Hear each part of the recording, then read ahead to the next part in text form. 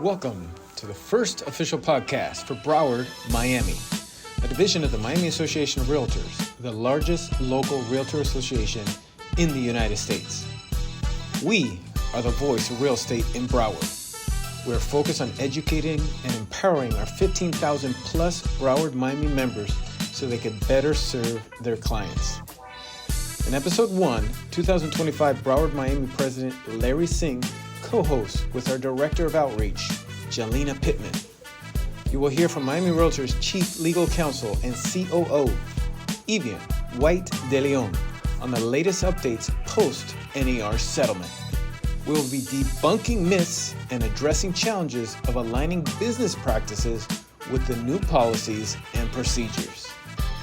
Enjoy. Hello, everybody, and welcome to your Broward-Miami Insider. I'm your host, Jalina Pittman, your Director of Broward Outreach, and we are joined with our amazing co-host, your 2025 Broward-Miami President, Mr. Larry Singh. How you doing, Larry? I'm good. How are you, Jalina? I am great. So happy to be here. And we have an amazing Chief of Legal, Miss Evian White De Leon. Go ahead and say hello to the people for us. Well, hello. Good afternoon. Or good morning, depending on when you're watching this. Yeah, exactly. Right. Hello, good afternoon, good morning, good evening. We are here with all of your great insights, trends, topics, all things real estate. And we know we're hearing various things in the markets, from tariffs, from the housing supply, from all things NAR settlement. So let's jump into it, Larry. Let's start with you. What are some of the concerns some of your agents are saying to you about the market, about NAR settlement? What are you hearing? Well, I talk to a lot of different brokers and I talk to a lot of different people within our industry. And a lot of what people are saying, and the thing that I found was most surprising is we just went through this huge NAR settlement, right? And it affected and shook up our whole entire industry. But the thing that surprised me more so than anything else is how many people that don't actually know what's still happening, right? And don't know the implementation of what was happening.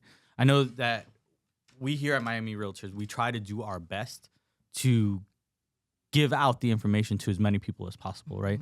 But what I found is that the smaller brokerages especially, they don't have the staff, time, or knowledge base to actually come in and get educated on that stuff. Because there's either, if they're really small, they're too busy selling. If they have a small little team, they're all doing their little pieces of work, so they can't really find out everything that's going on because they just don't have the time because they have to pay the bills, right? So I think that's kind of where we want to start with, is that NAR settlement. I know there's so much information out there, and it's paralysis, right, based on so much information so quickly. So I guess that would be where we would start, right, is where do you think that is going for us, and how can we really get that information? Yeah, and before we talk about where we're going, I think it's important to talk about where we've been, right? And we started, March 15th, 2024, right? Everybody remembers where they were on that day and time, right? I was in an ethics hearing, and We're the Ides of March. Right, the Ides of March, right? And we had a very short amount of time to get a massive amount of information out to our members. And within that first week, we had hosted webinars for about 9,000 of our members. First week out of the gate, we were the first ones in the country to host a webinar. This was not, and to be clear, this was not our settlement agreement, right? We found out when the rest of the country found out in the news about this NAR settlement agreement. Yet we were the first to digest, get it out for our members, and have the resources that they needed to know what it meant. And if they couldn't attend the webinars, right, that was okay, because we had the traffic to the website, to our legal updates. We had recordings later on, not at the beginning because there was so much change. But we continued to host those webinars, right? And yeah, there might be some outliers that have not gotten all the tools and resources that they might need to continue to do what they do best, which is real estate. But that's okay, because we, as things progressed, we released more toolkits, we released more resources. And by the time everything was said and done, the Realtor Y2K of August 2024, right, we had the numbers to show that, yeah, some folks might still feel a little confused. Some folks might feel like they need more resources, but the numbers bore out that folks understood it. Our members understood it. And how do we know that they understood it? the number of violations in the MLS were very, very, very low, right? And 2 months, 1 month post implementation of the required changes, it was hovering around 1% or so. And then 2 months post implementation, we were at 0.5% of all the listings in the MLS with violations. So yes, we want to do more. We want to keep doing more. We hear that, but also we know what we did was working because of the number of violations. Right. And so they still have access to all of this Oh, yeah. on our websites currently, Miami Live. That's right. We have it on the legal dashboard. So That's tell right. us more about that. Yeah. And so where are we going, right? Where that's where we've been. Mm-hmm. And where are we going now? Well, with the implementation of the settlement, there's been a ton of changes to forms, right? Yeah. Forms are top of mind for everyone. And one of the superpowers of MIAMI Association of Realtors is we're able to see the gaps and fill them before folks even know that there's a gap to be had, right? And so with forms, we are taking a wholesale look at where the gaps are in forms. One of our residential leaders this year said at the last residential board meeting said, you know what, I wish we had a business a compensation agreement for business opportunities. Right. And we said, yeah, we can do that, no problem. And by the next board meeting, it was up and running. And so we are able to be nimble in ways that others are not. One of our superpowers. One of the other pieces of education that we're rolling out now, and we're not calling it, NAR implementation. Yes, we are doing, we are hosting some refresher courses. We've done those throughout the year, which have been great. But what we are doing now is pivoting to focusing on brokers and making sure that the brokers have the resources that they need for their agents. So what's that look like? We are kicking off hot as of a couple hours ago. Okay. Hot off the presses. The Broker Power Hour that we are going to start hosting every other month. So starting July 2nd, we are kicking off the Broker Power Hour series where the first hour is going to be virtual / in-person, so hybrid. It will be at global headquarters. That will be the first hour. The second hour is going to be in-person, hands-on, open discussion, ask whatever questions you want of any of the professionals that you have access to here at the association.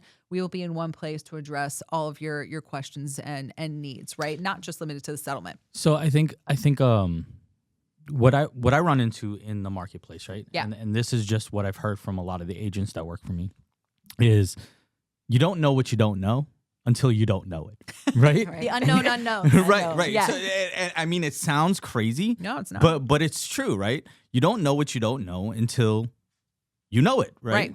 Right. And usually it's when You make a somebody brings it to your attention. Get a violation. Yeah. And that's the problem, right? And we try so hard to be proactive and make sure that you're not getting that violation. Right. But it's really hard because for the last 9 months, things have been changing, and it's change after change after change. Yeah. Then it's implementation of the change that needs another change to, and I've talked to some of these brokers and they're like, just let me know when it's done, and I'll make the change then because I can't keep up with everything, right?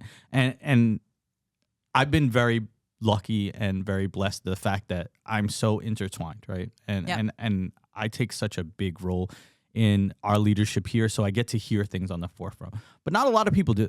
Yeah. Especially if you're a single broker agent, right? You just, again, you don't have the time to keep up with everything. So how do you see that single broker agent really gets the help? And even if you're a big broker that has 500, 600, 700 agents that can barely keep up with what you're doing on a day-to-day. Yeah. I will say this, the small brokers, the medium brokers, the large brokers, they reach out to us, right? When there is that short circuit moment where it's like, oh my gosh, when are the changes? Wake me up when it's over, right? We get the emails, legal@miamire.com. We get those emails. Right. No matter who emails us, we email them back, right? And of course, we can't give legal advice or representation, but we give the resources, the orientation of where they can go to get the answers that they need. If it's something simple, of course, we can answer it.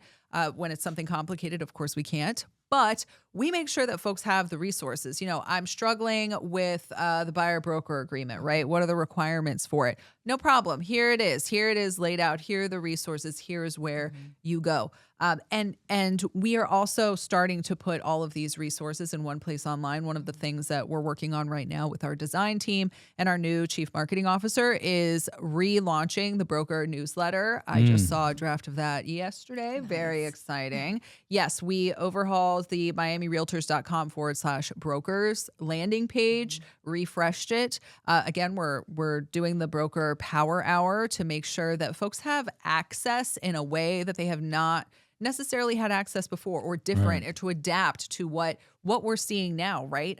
Because we want to make sure that they have access to the resources. Another thing that we're looking at, shout out to our Miami trainers, they recommended that we set up a WhatsApp sort of, I'm not hip with the term, subscription channel where they can subscribe to updates from legal. And we're looking into setting that up too, right? Because the legal updates, listen, I mean, the email is a dark, dark place right now. And WhatsApp, to have a succinct place where you can get all the legal updates from the association is something else that we're looking at adding. So how, because I'm a big proponent for that toolkit that was created, right? And I really like that because I'm that checklist type of person, yeah, right? Me too. So I have a file, I need to have a checklist on the front, and I check everything off. I don't know if you guys are like that, but that's how I am. Well, that's why you have the toolkits that you have, because that's the way my brain thinks. And I'll be honest with you, that's the thing that keeps my office really functioning the way it does, is because I can go in and I can see, okay, this is missing. Okay, go call this person, do this, right? So those toolkits are invaluable to me, right? And as we're starting to see these changes, we're starting to see more and more of those toolkits that come out, right? Yeah. With these forms that are coming out, I know that you have created something that I've seen, right? It takes the old and takes the new, and you kind of outline what the changes are. How can we get something that gives us a rough explanation of it? In more detail than what? Okay, yeah. So for, if you were just tuning in for the first time, what Larry is talking about is, look, another short circuit moment. When I log into Form Simplicity, I don't know about you all, but when I see all of those forms, it makes my brain short circuit because I like order and checklists, and just like you, right? And so what I did was I took all of them, pulled out all the commercial ones, put a commercial roadmap together, right? Here's a couple pages of all the commercial forms that exist in the universe and what they are. Right. In general, right? Few lines, no more than a paragraph, right? Like, what do you use this for? We're working on sequencing those for residential transactions. We are releasing updates each month about the new forms, the updates to the new forms. If you're wondering, gentle listeners and watchers, if you're wondering where you get that, miamirealtors.com/legal updates. We have a roadmap on all the forms and the updates. And so, look, one of the value propositions that the association brings to bear for our members is it's very clear that it is forms, right? And making sure that they are useful, timely, filling those gaps, and that you can effectively use them. And on the horizon, yes, once we get the resources out, one of the things on the horizon is more education about how to use those forms, and classes on, dig into the forms. Just dig into the forms, because one pager, it's hard to get into the nuances of the forms in a guide, because frankly, it'll be something else that you have to read to figure out the form that you also have to read. Yeah. So honestly, I never even thought about it like that, right? And let's be 100% honest, right? To get everybody to read just the form itself is challenging. It's a pill. I mean, it's challenging. I love my job, which is why I do what I do, right? I love to read. That's why I'm an attorney, right? But I fully understand why others may not share my enthusiasm. Listen, Jalina, how many times do you go to your broker meetings, your classes that you teach at brokerages, right? And okay, they ask you a question, but the question is exactly what you're talking about, and it's right there. Yeah, like sure. That has never happened.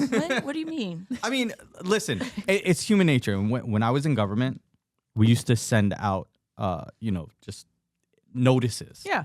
And on the top of the notice used to be a phone number, right?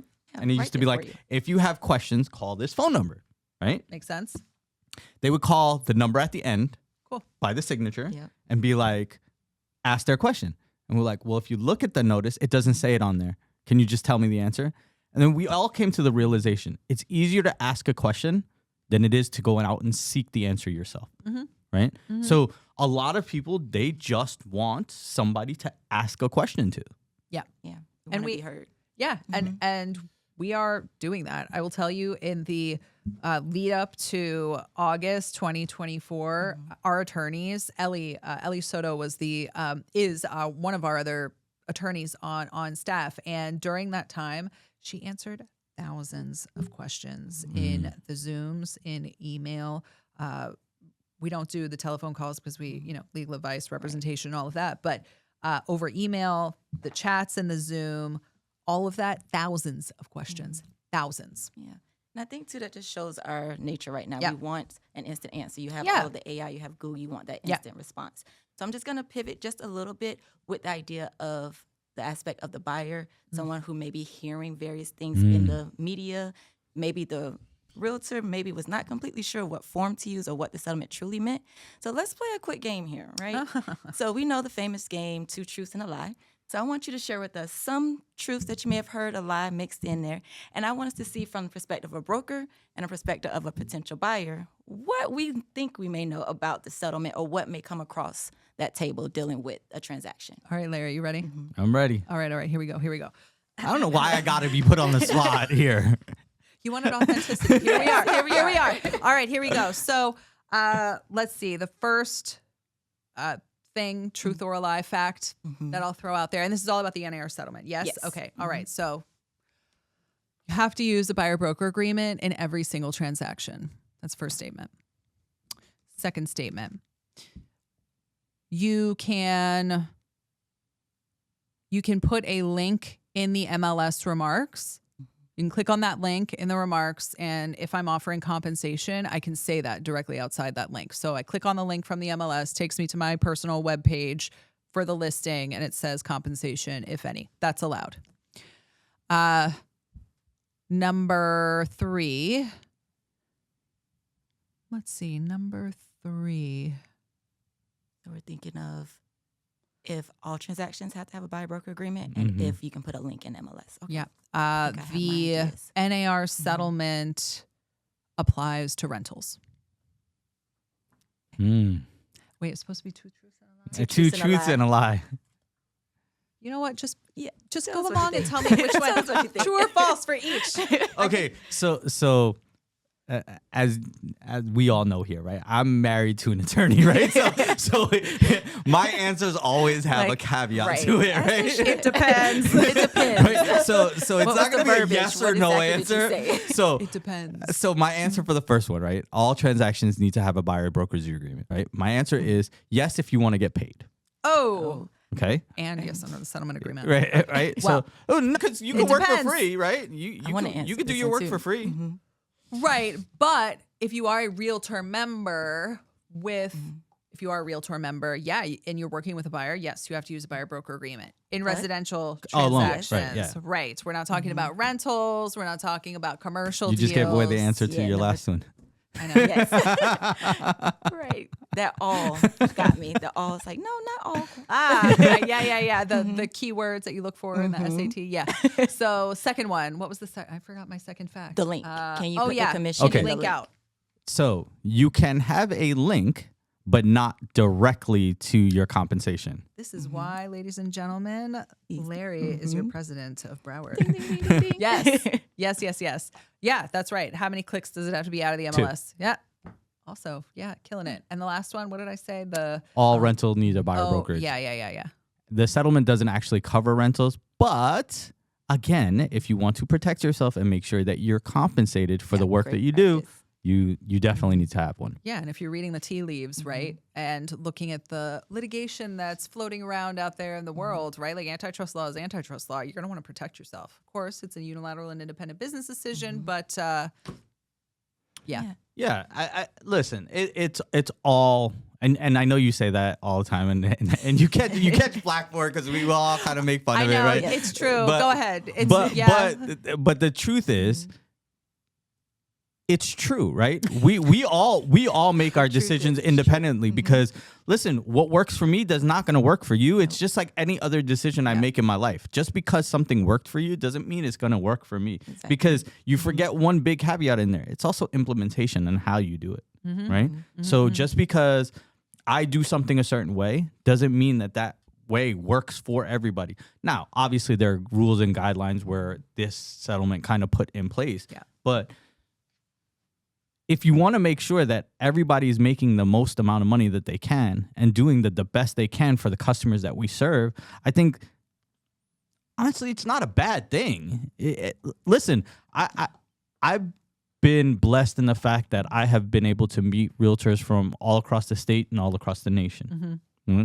And the reality is that for us down here, that buyer brokerage agreement was pretty much everywhere else in a lot of cases. Yeah, there were 17 or 18 states before the settlement that had some form of a requirement of a written agreement with a buyer, some shape or form. Post-settlement, a whole bunch of states. We're over half the states now in the U.S. that have a requirement now. So it is not an odd practice. Yeah, and it makes things a lot more clear. When you really look at it, it really does. And I read an article the other day. I don't know if it's true. I didn't fact check it or anything like that. But I read the article another day. Don't quote it. I'm definitely not going to. I'm definitely not going to cite it. But it says overall as an industry, right? The amount that realtors make annually has gone up since that settlement. So if you look at it, because if we looked at it in the past, right? How many times did we do work For free. for free? Yeah. Right? And how much is your time worth? That's a unilateral and independent business decision. So They work I for mean, free. I do have to know though. Yeah. We hear this great for realtors. We hear that side of it. How do you convey this information to the buyer? Because you're like, oh, you want me to sign something before I even work with you? Before I can just go around, pick whoever I want, shouldn't do it, but go from place to place. Like, oh, she showed me this house. Let me go to this person. Maybe they'll show me another one. How do you really convey the value of this buyer broker agreement and your service to the client now? so there's two parts to that question, right? And I know Evian will shut me down if I say something I'm not supposed to. So I'm gonna try and I'm trying to maneuver around You'll this, do right? great. And this is what I would say, right? Let's take the first part. You have to know what your value is first. Right. You have to know what you're offering. I think that is the first part of the question, right? Is do we know what we're offering and what our value is? And once you assign a value to what you're offering, then it becomes easy to have the conversation with the buyer saying that if this is the service that you want, if this is the service that you demand, if this is the service that you need, then this is the amount that's attached to it. And that's really how it comes down to. But I think the first thing is, and for so many realtors, that's where they lose the conversation, is assigning a value to what they do. Yeah. And if you're confused about those different business models or menus of options, compensation models, we have a toolkit for that. Yep. Yeah, and that's And what I classes. said. Listen, And those classes. toolkits during this whole settlement thing, those toolkits were a savior for me. And I'm going to tell you why, right? And it's not because I'm plugged in. Because I had to get brand new information, learn it, and then teach all the other realtors in my office. Yeah. Same thing with you. How many times did you have to go to an office and give a presentation on something, and you're like, it changed from yesterday to today, and tomorrow I got to give this? Yeah. I mean, those toolkits, I downloaded them all. And you keep making them, I'm gonna keep stealing them, passing them off at my own. Steal away. Steal away. More to come. More to come. Yes. Well, I think that was a really great point about NAR settlement, knowing your value for sure, as well as being able to convey it. So with that, we are going to pivot just a little bit. And I want to know, with knowing your value, you've been in the industry for years, More than 2 decades now. Yes, for years. So how do you Believe that. maintain that motivation? How do you continue to be inspired and share all of this as the market changes, as new ideas come, as new policies and legal updates occur? How do you stay motivated and inspired? every day is a new day. Every day in this industry is a new day. I will tell you that. It's not. Look, listen, since I've been in this,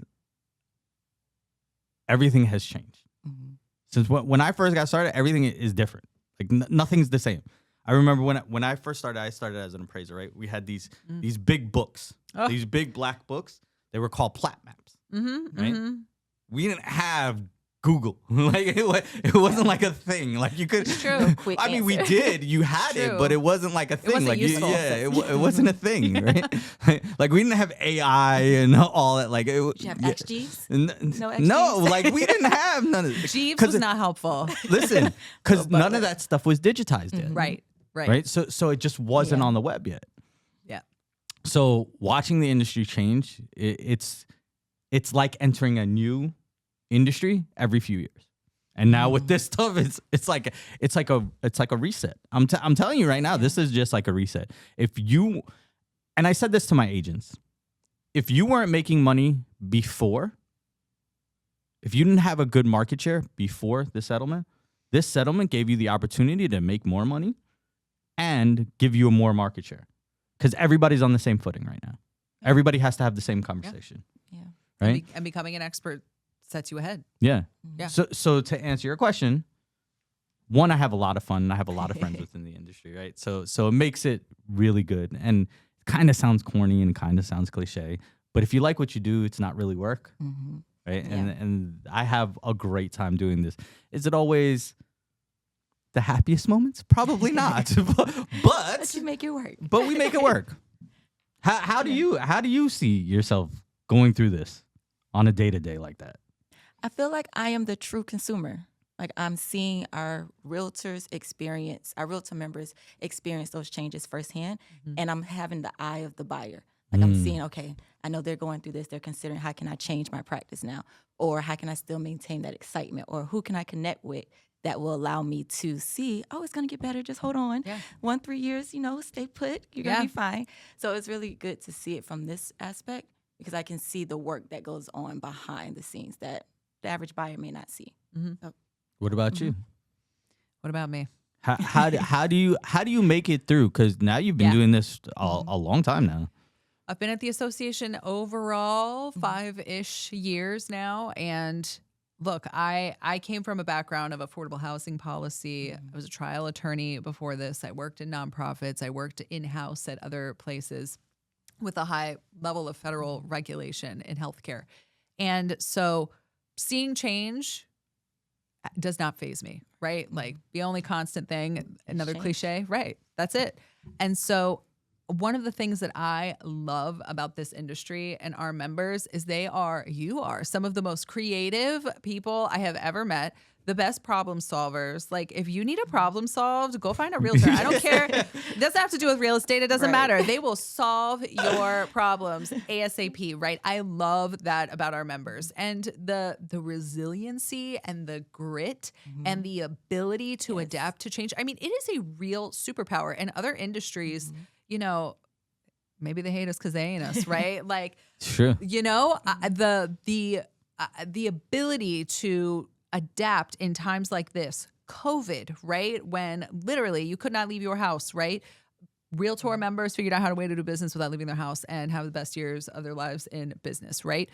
There was the recession before that, right? Inflation, like serious inflation, 80s before that. I mean, our realtor members, I have all the faith in the world that our realtor members are going to continue to do what they do best, right? Real estate and adapting to change. And that for me is super refreshing and super inspiring. I love that. I love that grit. I love that energy. And we feed off of that, right? Like our legal department, I love this legal department. I love this association. I love our members because we are all here with this entrepreneurial spirit of how do we best serve our members who are in turn best serving the consumers, and how do we get people into homes, right? Like at the end of the day, like what is this about, right? It's not about the NAR settlement and, page 46 of it, section whatever, right? Like, yes, I need to know that to be competent and good at what I do. But at the end of the day, like this is about getting people in homes, right? Yeah. All day, every day. How do we make sure that people have a safe and stable place to live? And that's That's gold. And I think a lot of people sometimes in South Florida real estate, you get caught up in the glitz and glam sometimes, and it's true. It's true, right? It's like a thing, right? You know, you're a realtor and you have this life, and that's what it is, and you kind of get caught up in that sometimes, and you forget what the overall mission is, and that's really to get people into houses, and sometimes, you know, it's a rough road to go down. Yeah. And you look at it from a standpoint of, man, if these people had a different realtor that didn't know what they were doing, they would not be having somewhere to live. Yes. Yeah. Like very real, very, very real. A good, you know, just like a good attorney, a good doctor, right? Like any profession will make or break whatever the situation is. And, you know, folks are like, you know, what's the value? I'm like, let me spell it out for you. I'm an attorney. I am chief legal counsel and CEO of the Miami Association of Realtors, the largest realtor association in the United States of America. I am not going to go buy a piece of property without having a realtor. Like full stop, right? Yeah. Like there's to have somebody with you to navigate that process. I mean, it's unbelievable. And we're talking about rentals and sales, right? Right. Like a lot of folks, I think too, the broader public, I don't think they fully realize how many transactions our members do that are rentals. Like that is a huge market. Yeah. Huge market. And that's not talked about. Well, you think about it like this, with the shortage of housing, right, that we have, of single family homes. You got nowhere else to go but rentals or condos. Or we have folks who are here for a short amount of time, right? Folks who come here for work, short term, longer term, right? They're looking to rent, or, you know, students. I mean, we have a bunch of universities and I'm just here. throwing it out there. You know, for the first quarter of this year, Broward was number one in sales. I'm just throwing it out there. I'm just throwing it out there. I was wondering when that little line would come out. But that's the thing. You're absolutely right. There's so much rental business that goes on here, and that keeps our economy moving. Because think about this, right? That people don't even think about. How many colleges are just in South Florida? FIU, Barry, St. Thomas, Nova, I think I said FIU. I mean, FAU. FAU. Yeah. Yep. Yeah. A ton. And all those students have family, that have family that come and visit them, and it's a cycle that keeps going. Look, I say it all the time, right? And I think by the last time I checked, it was real estate and all of the secondary services that support real estate make up 22 or 23% of the GDP for the United States. That's a huge number. That's a huge number, right? So if you can name me a business that can survive without real estate, I'll give you $100 right now. Just one. Let me think. $100 The law sounds really good. Legal. Really? Where are you gonna hold court? Zoom Where are you gonna have to plug in your computer? at my house. Keep That going. is what. Can't survive. Starbucks, Which is commercial real estate. see what I mean? That's what Fair. like somebody said to me, well, I can have my business on the internet. I'm like, yeah, who's gonna host your server? Somewhere in Arizona. But that's the thing, right? You have to really look at how much real estate affects everything. Oh, for sure. Definitely. So let me ask you this: what do you think is the big takeaway from the NAR settlement? The big takeaway is, it was stressful for a hot minute, and we told you it was going to be all right, and y'all are all right. We collectively are all right. There were changes, absolutely. No compensation in the MLS, having to use buyer broker agreements, getting used to the flow of those transactions, absolutely. But big picture, did the MLS turn on in, August 18th, 2024? Absolutely. Yeah. Were folks still closing deals? Absolutely. Did real estate continue to move forward? Yeah, it had to, right? Like that machine kept going. And so the biggest takeaway from it was, Yeah, it wasn't, the easiest of years, but I think the takeaway for me is it reinforced that our members and this industry is so resilient. And, not that I'm saying bring it on because I want something else to happen, but Yeah, let's Don't challenge her. not Don't challenge her. let's not do call that. but we're okay, right? Yeah. Like we're going to be okay no Resilience. matter what gets thrown at us, because that is the spirit of this industry. And look, there will be more changes in the future. I don't know what they will be, but there's always change, right? And so holding on to that and knowing that we're all going to be all right at the end of the day, that's what I took away from it. Yeah. For sure. Well, thank you so much for joining us. You really brought the power of Miami here to our Broward-Miami podcast, sharing the definitely. resilience, the amazing insights in our settlement, and what our realtor members and consumers can take away from this settlement. Anything else you'd like to add here, Just Larry? before you go, it's MiamiRealtors.com /legal / legal updates. Yes. Okay, so MiamiRealtors.com /legal updates. Legal updates. Yes. Or you can just go to the homepage and click on legal. Oh yeah. Yeah. That's how I do Bookmark it. Save it to your phone home Or that. screen. Or that. All right, thank you so much, Evian. Thank you. Thank you so much for tuning in to the Miami Association of Realtors official podcast channel. Make sure to hit that subscribe button and please rate and review us. Until the next time.